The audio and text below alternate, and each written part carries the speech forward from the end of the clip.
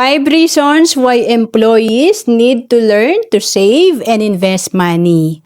Una is to create an emergency fund. Itong emergency fund, ito yung 3 to 6 months ng ating income. So for example, kumikita ka ng 20,000 per month, times 3, at least meron kang 60,000 sa iyong savings account para in case of emergency, hindi mo naman kailangang umutang. Kasi madalas, nababaon tayo sa utang pag empleyado tayo dahil wala tayong emergency fund.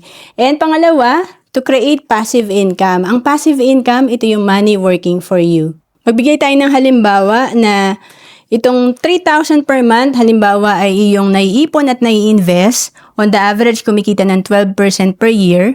At nagawa mo itong i-invest ng tuloy-tuloy for 20 years, meron kang projected fund na 3 million. And kapag itong 3 million, halimbawa ito ay ini-invest mo at 10% per year, meron kang passive income na 300,000 per year, or sabi nga, living on interest na 25,000 a month. Pero syempre, pag wala tayong iniipon, kahit 10% pa ang kinikita ng ating savings or investment, wala rin tayong passive income.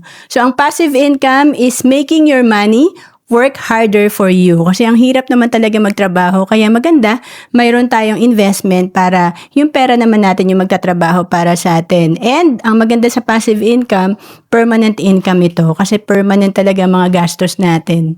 At number 3, to make your dreams a reality. Siyempre marami tayong pangarap, lalo na para sa ating pamilya. Pero kapag hindi tayo nag-iipon, siyempre hindi ito magiging reality. And pang-apat, to help people. Siyempre naman, nag-iipon din tayo at kapag tayo ay may investment na, pwede tayong makatulong sa iba, lalo na sa parents natin.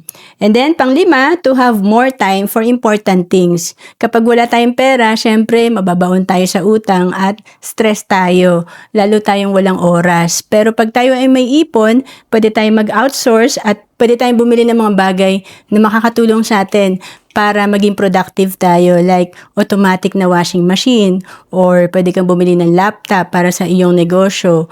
Importante, meron tayong savings. And to know more about savings and investment, message mo lang ako sa Facebook, Roan Celis Capistrano, or email me at roan.capistrano@gmail.com.